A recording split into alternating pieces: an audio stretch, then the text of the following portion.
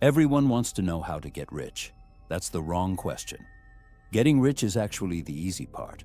The mechanics are not complicated. Spend less than you earn. Invest the difference. Repeat for decades. Done. A 12-year-old can understand this. A monk with a library card could execute it. The formula has been public knowledge for over a century, and yet, statistically, almost nobody does it. So the real question isn't how to get rich. The real question is, why is it so catastrophically difficult to stop being poor? And the answer to that question will cost you something.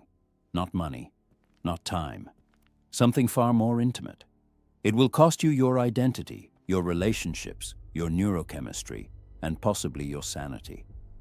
The first million is not a financial achievement. It is a psychological surgery performed without anesthesia on a fully conscious patient in the middle of their ordinary life. Most people who talk about wealth talk about what you gain. The cars, the freedom, the options, the compound interest charts that look like hockey sticks. They show you the destination and skip the terrain entirely. They sell you the summit and forget to mention the altitude sickness, the frostbite, the 3 teammates who turned back, and the one who didn't make it home. This is not that kind of conversation. This is the conversation about what you will actually surrender.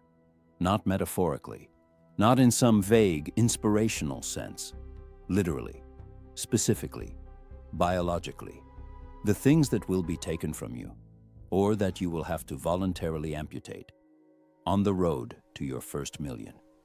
And then, at the end, we will ask the only question that actually matters. Was it worth it?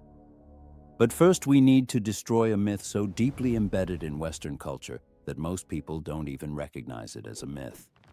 They think it's physics. The myth is this: success is about addition. Work more, learn more, earn more, add more skills, add more hours, add more hustle. The entire self-help industrial complex, a $13 billion per year industry, by the way, is built on this premise: that the path from where you are to where you want to be is a straight line, and all you need to do is walk faster. This is not how reality works. Think about what it actually takes to leave Earth's atmosphere. A rocket doesn't just need to go up. It needs to reach a specific velocity, approximately 11.2 kilometers per second, to escape the gravitational pull of the planet entirely. Below that threshold, no matter how high you go, gravity wins. You come back down, every single time. The rocket scientists call this the second cosmic velocity, the escape velocity. Wealth has an escape velocity too. And the brutal, uncomfortable truth is that most people are not just below it. They are actively being pulled in the opposite direction by forces so systemic, so structural, so deeply embedded in the architecture of modern economic life, that working harder is not just insufficient. It is, in many cases, actively counterproductive. Here is what the physics actually looks like. The median American household income is approximately $74,000 per year. After taxes, that's roughly $58,000. After housing, which in most major metropolitan areas now consumes between 35% and 50% of take-home pay, you're looking at somewhere between $29,000 and $38,000 for everything else: food, transportation, healthcare, childcare, student loans, credit card minimums, phone bills, utilities, clothing, the occasional emergency that the Federal Reserve tells us 40% of Americans cannot cover with $400 in cash. This is not a budget. This is a gravitational field. And here is where the physics gets genuinely cruel. The less money you have, the more expensive everything becomes. This is not a metaphor. This is arithmetic.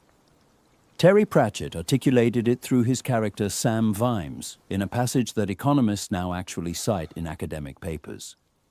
Vimes notices that a rich man can buy a $50 pair of boots that last 10 years. A poor man can only afford $10 boots that fall apart in a year. Over 10 years, the poor man spends $100 on boots and still has wet feet. The rich man spends $50 and stays dry. This is called the Vimes Boots Theory of socioeconomic unfairness. and it applies to virtually every domain of modern life. The person who cannot afford a car pays more for transportation via ride shares and public transit, loses hours of productive time, and is geographically limited in the jobs they can access. The person who cannot afford to buy in bulk pays per unit prices that are 30% to 60% higher than someone who can buy a month's worth of anything at Costco.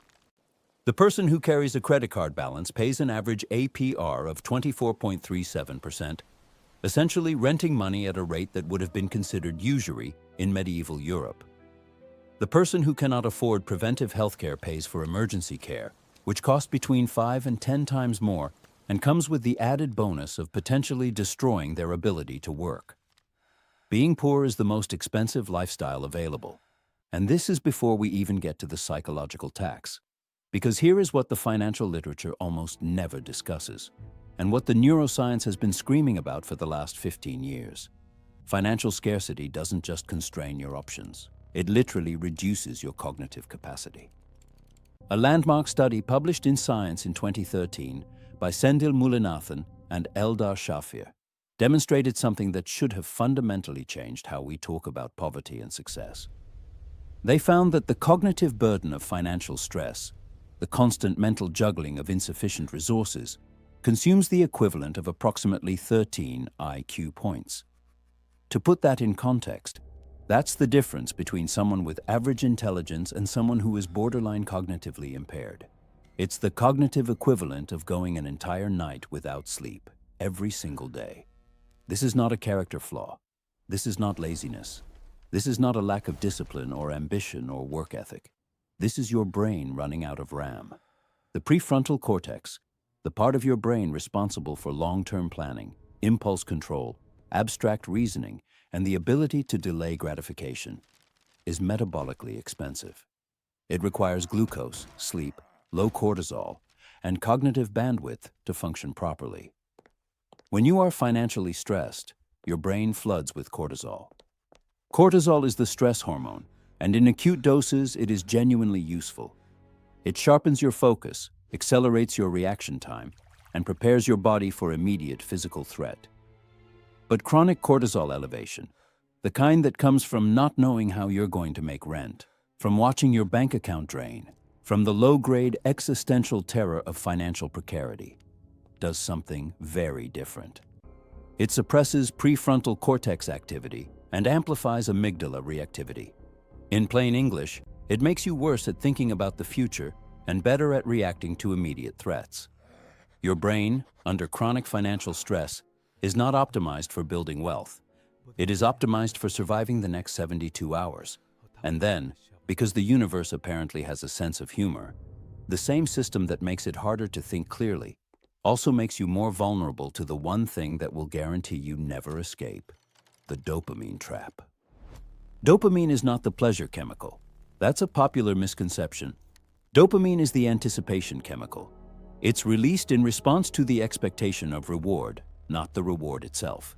And in a brain that is chronically stressed, chronically cortisol flooded, chronically deprived of the small victories and forward momentum that make life feel meaningful, the dopamine system becomes desperately hungry.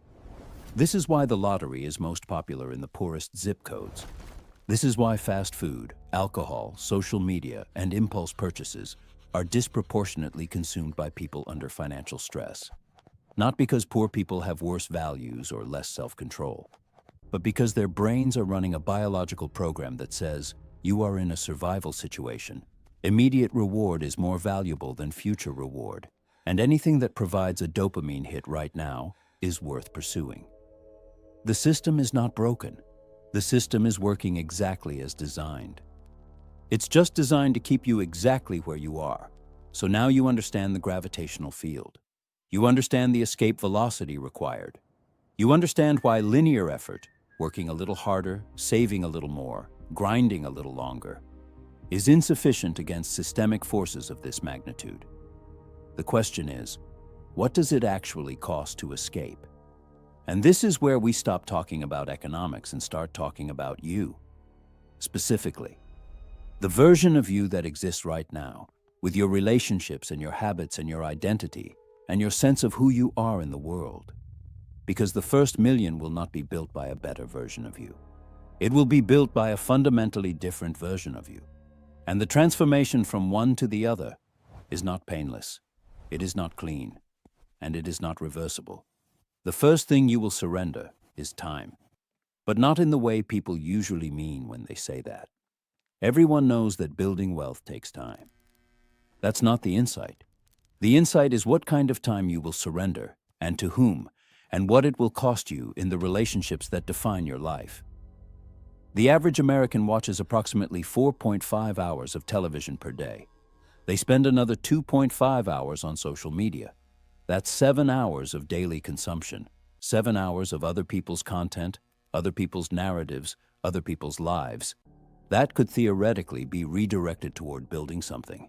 And yes, if you redirected even half of that time toward skill acquisition, business development, or investment education, the compounding effect over 5 to 10 years would be genuinely transformative. But here's what nobody tells you about those 7 hours. They are not empty time. They are social time. They are the hours during which you decompress with your partner, watch the game with your friends, scroll through your family's photos, and participate in the shared cultural experience that makes you feel connected to other human beings. When you eliminate those hours, and you will have to eliminate most of them if you are serious, you are not just removing leisure. You are removing the connective tissue of your relationships. The research on this is unambiguous and uncomfortable. A study from Harvard spanning 75 years, the longest-running study on adult happiness ever conducted, found that the single strongest predictor of health, happiness, and longevity was not wealth, not fame, not professional achievement. It was the quality of close relationships. People with strong social connections lived longer, stayed healthier, and reported higher life satisfaction across every metric measured. And the path to your first million will systematically destroy most of those connections. Not because you become a bad person, not because you stop caring, but because time is finite, and the people in your life will not wait indefinitely for you to finish building your empire. Your friends will stop inviting you to things after you decline enough times. Your partner will stop sharing their day with you after enough evenings of distracted half-listening. Your children will stop running to you when you come home after enough nights of coming home too late and too depleted to be present. This is the first real cost, and it is paid not in a single dramatic moment, but in 1,000 small withdrawals from accounts you didn't know you were draining. The second thing you will surrender is your identity. And this one is more dangerous than the first, because most people don't see it coming. You are not just a person with habits and preferences and a job. You are a member of a tribe. You were born into a family with a specific relationship to money, work, and ambition. You grew up in a neighborhood with a specific set of norms about what is possible and what is appropriate. You have friends who share a specific worldview about what success looks like and what kind of person pursues it. And the moment you start seriously pursuing your first million, you will begin to diverge from that tribe. At first, it's subtle.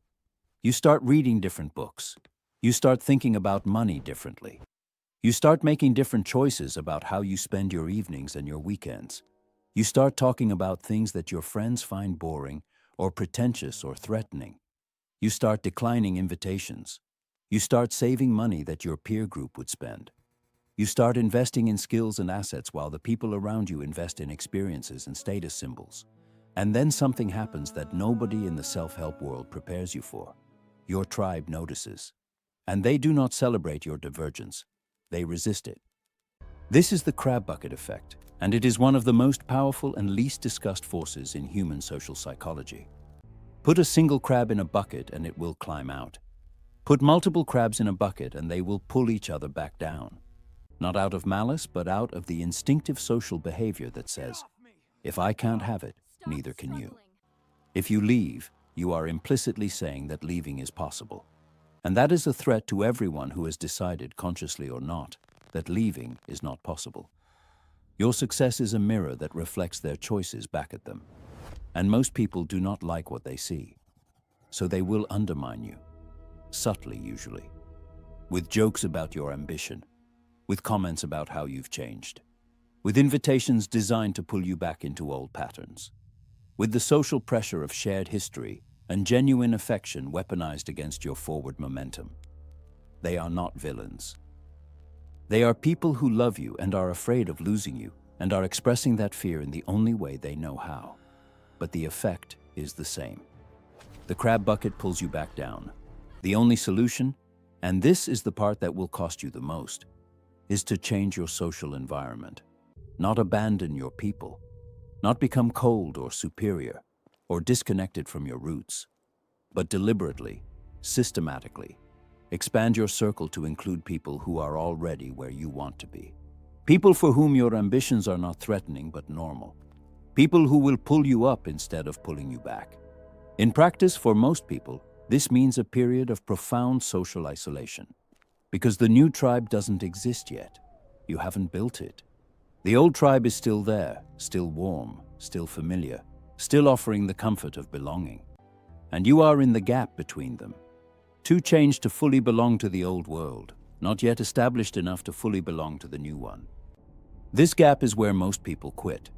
Not because the financial strategy failed, not because the business model was wrong, not because the market turned, but because the loneliness of the gap is unbearable, and the old tribe is right there, offering warmth and belonging and the sweet relief of being known and accepted exactly as you are. The first million is not built in spreadsheets. It is built in that gap, in the willingness to sit in the discomfort of not yet belonging anywhere, and to keep building anyway. But before you can even get to the gap, you have to survive the first phase. And the first phase is the one that breaks most people before they even begin. Call it the monk phase. Call it the foundation phase. Call it whatever you want. The name doesn't matter. What matters is understanding what it actually requires and why it is so psychologically violent. The monk phase is the period, typically 6 to 18 months, sometimes longer, during which you radically restrict your life in order to reclaim the cognitive and financial resources necessary to begin building. You cut expenses to the bone. You eliminate entertainment that doesn't serve your goals. You stop drinking or dramatically reduce it. You stop spending money on status. You stop spending time on activities that don't compound. You sleep more. You exercise. You read obsessively in the domains where you are building expertise. On paper, this sounds like discipline. In practice, it feels like amputation. Because every one of those things you're cutting, the drinks with friends, the weekend trips, the new clothes, the restaurant meals, the Netflix binges, the social media scrolling, every single one of them was serving a psychological function. They were managing your stress. They were providing social connection. They were giving you dopamine hits in a life that didn't have enough of them. They were making an otherwise difficult existence feel bearable. When you remove them all at once, you are not just changing your habits. You are removing your coping mechanisms. And what you are left with, raw, unmedicated, without distraction, is the full weight of your actual life, your actual dissatisfaction, your actual fear, your actual grief about the gap between where you are and where you want to be. This is why the monk phase has a dropout rate that would make a Navy SEAL instructor wince. Most people last 2 to 3 weeks. They white-knuckle through the first weekend without going out. They survive the first Friday night at home with a book instead of a bar. They make it through the first month of brown bag lunches and skipped coffees. And then something happens. A bad day at work, a fight with their partner, a moment of genuine despair.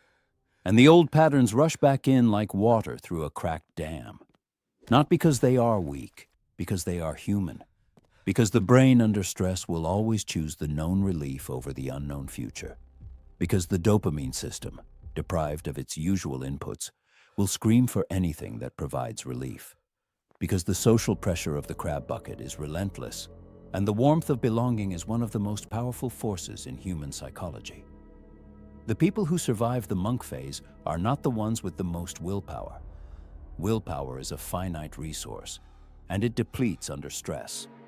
The people who survive are the ones who understand that they are not fighting their habits. They are fighting their identity. And the only way to win that fight is not to resist the old identity, but to build a new one so compelling, so vivid, so emotionally real, that it begins to pull you forward rather than requiring you to push. This is why the vision matters more than the plan. Not the vague Instagram caption version of vision, "I want to be free," or "I want to make an impact." The specific, sensory, emotionally loaded version. What does your life look like at the other end of this? Not in abstract financial terms, in concrete daily terms. Where do you wake up? What does the morning feel like? What problems are you solving? Who is with you?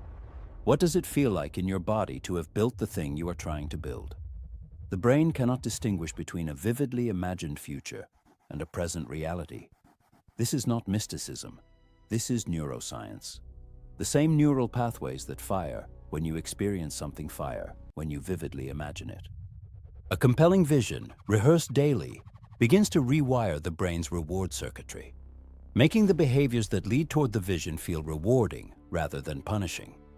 But even with the vision, even with the discipline, even with the willingness to sit in the gap, there is still the question of what you are actually building. And this is where most people make the mistake that costs them not just their first million, but their second and third. They try to get good at one thing. This is the conventional wisdom.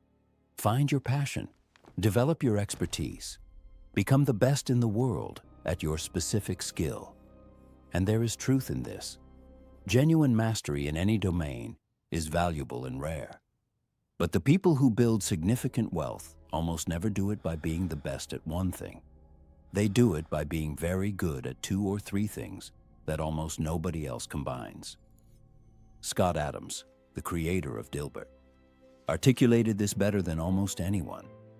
He is not the world's best cartoonist. He is not the world's funniest comedian. He is not the world's most insightful business commentator.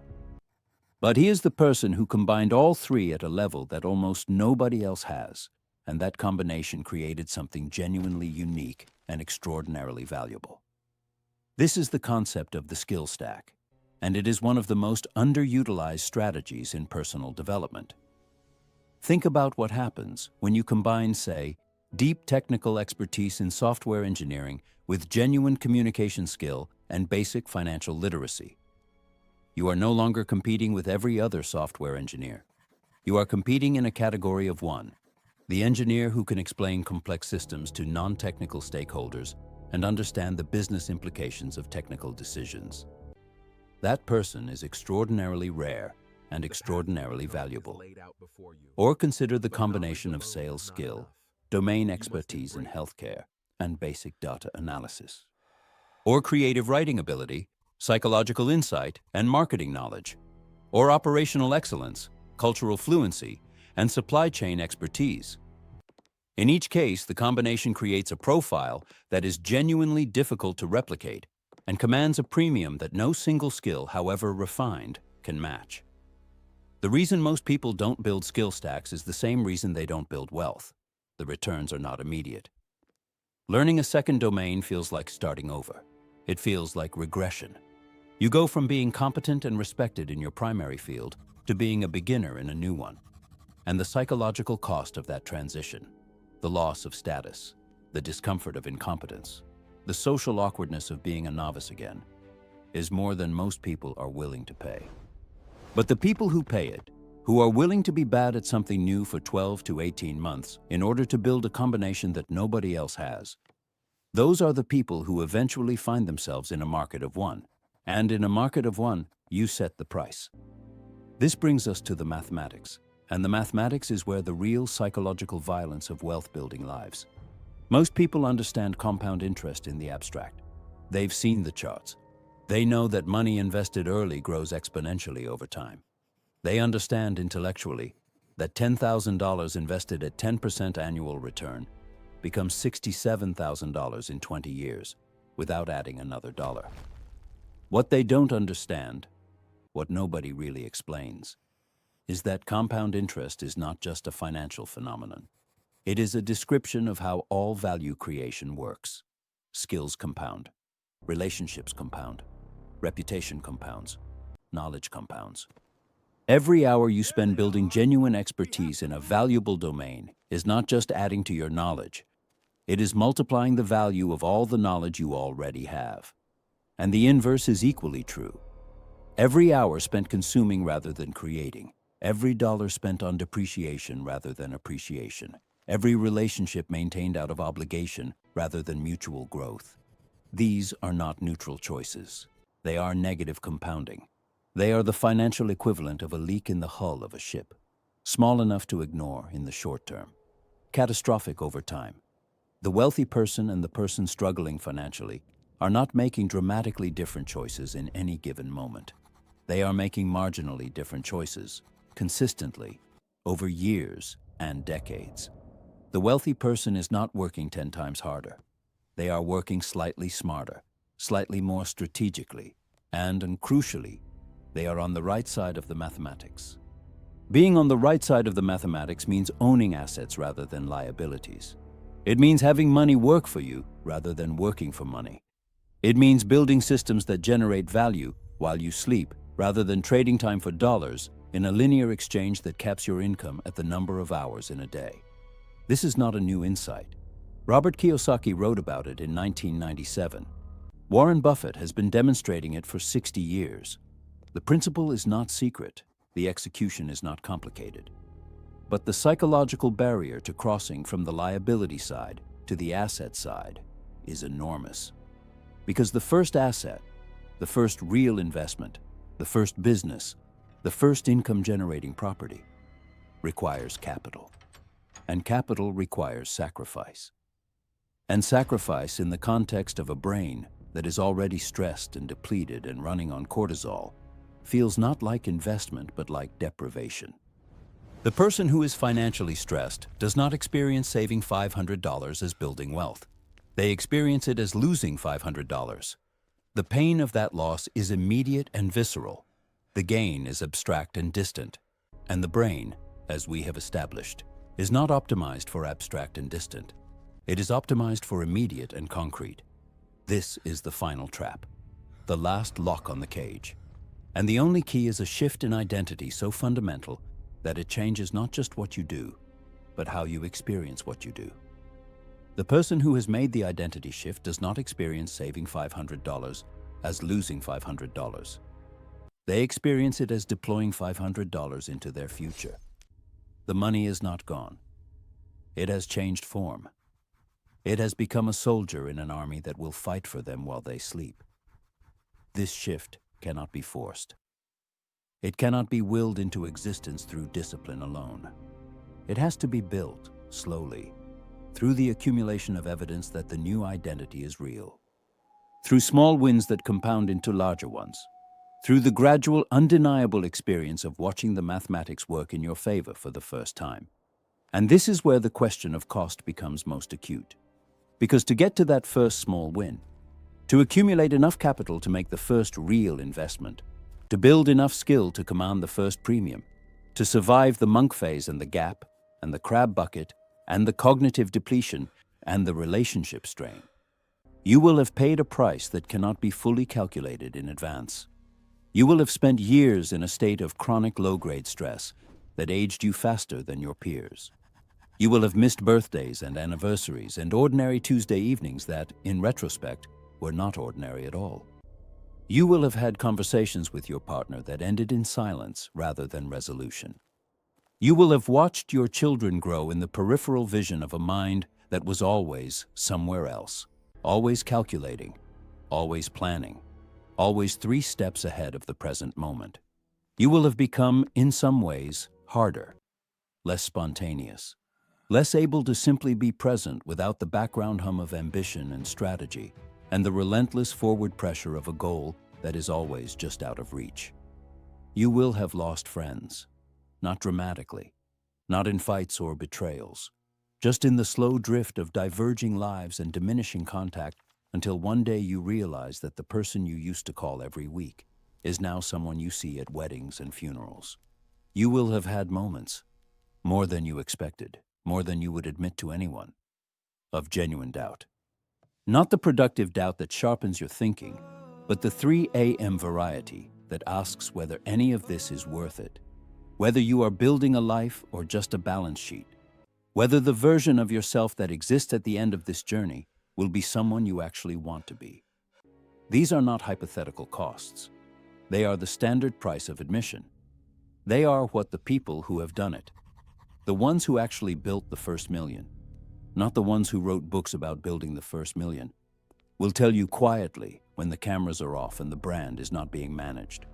And so we arrive at the question, was it worth it? The honest answer is, it depends on what you were building toward and whether you knew the real price before you started paying it. The people for whom it was worth it are not the ones who wanted the money. Money, as a goal, is almost never sufficient to sustain the sacrifice required to build it.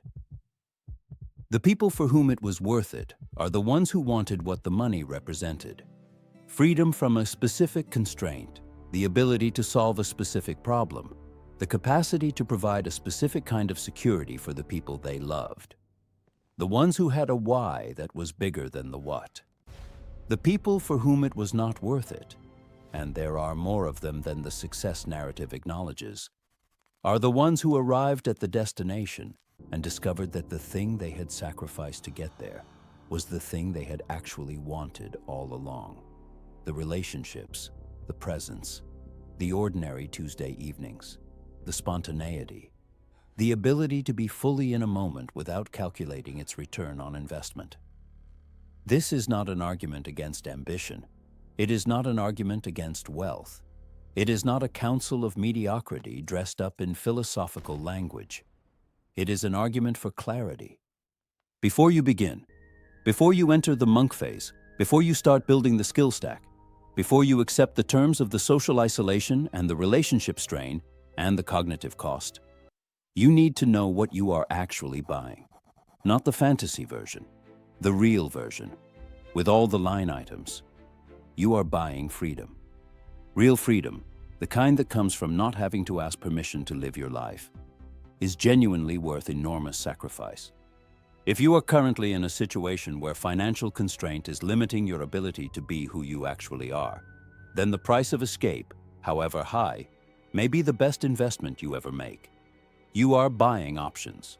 The first million does not make you rich. It makes you free to make different choices. It is the difference between having to take the job and being able to choose the job, between having to stay in the relationship and being able to choose to stay, between having to live where you can afford and being able to live where you want to live. Options are worth paying for. You are buying the ability to stop. This is the one that most people don't think about until they're deep in the process.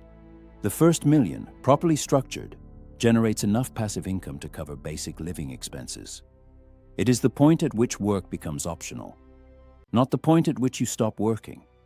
Most people who build wealth continue working, because the work itself becomes meaningful once it is no longer compulsory. But the point at which you could stop. The psychological value of that optionality is difficult to overstate. But you are also paying for things that cannot be recovered. Time with your children when they are small. The years of your 20s and 30s when your body was at its peak and your capacity for joy was at its most elastic. The relationships that required consistent presence to maintain. The version of yourself that was spontaneous and unguarded and fully in the moment before ambition taught you to be always somewhere else. These are not recoverable. The money, if lost, can be rebuilt. The time cannot. And so, the final calculation, the one that only you can make with full information and clear eyes, is this. What is the specific thing you're trying to buy with your first million? And is it worth the specific things you will have to sell to get it? Not in the abstract, not in the inspirational poster version, in the specific daily lived reality of your actual life. If the answer is yes, if the freedom you are buying is worth the price you will pay, then go. Go completely.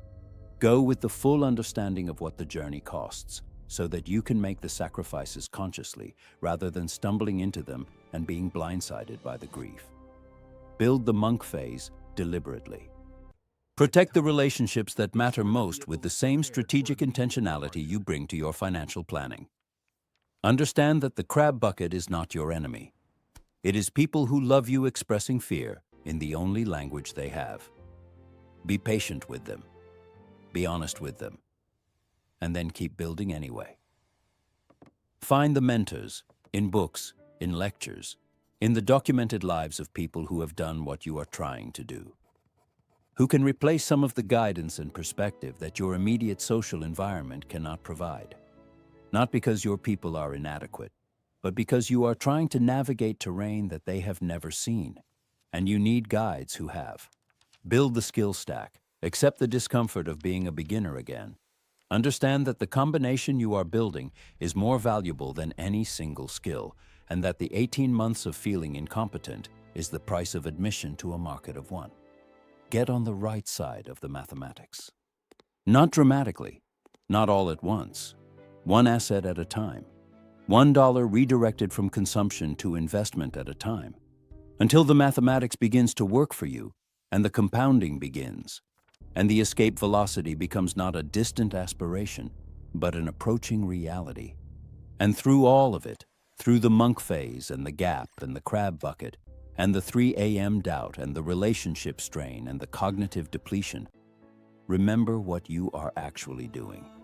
You are not just building wealth, you are building a life that is structurally capable of supporting the things that actually matter to you. You are not sacrificing your relationships for money. You are, if you do this right, building the financial foundation that will allow you to be fully present in your relationships without the background noise of financial anxiety. You are not trading your health for success. You are, if you do this right, building the resources and the freedom to invest in your health in ways that financial constraint currently prevents. The cage is open. It has always been open. The door is not locked from the outside. It is held shut by the weight of social gravity, the accumulated pressure of 1,000 small forces, each individually manageable, collectively overwhelming. The expectations of your tribe, the architecture of a system designed to keep you consuming rather than building. The neurochemistry of a brain optimized for survival rather than growth. The mathematics of a world where being poor is expensive and being rich is cheap. None of these forces are insurmountable. All of them are real. The first million is not a number. It is a threshold. It is the point at which the mathematics shifts, the options multiply, and the gravitational field that has been pulling you back begins to lose its grip. But the price of that threshold is not paid in dollars. It is paid in years, in relationships, in the version of yourself that you will leave behind in order to become the version that can build what you are trying to build. Know the price before you agree to pay it. And if you agree, if you look at the full invoice with all the line items and decide that what you are buying is worth what it costs, then pay it without flinching. Pay it with clarity. Pay it with the understanding that you are not losing something. You are exchanging something of great value for something of greater value. That is not a sacrifice. That is the most rational trade you will ever make. But only if you know what you're trading.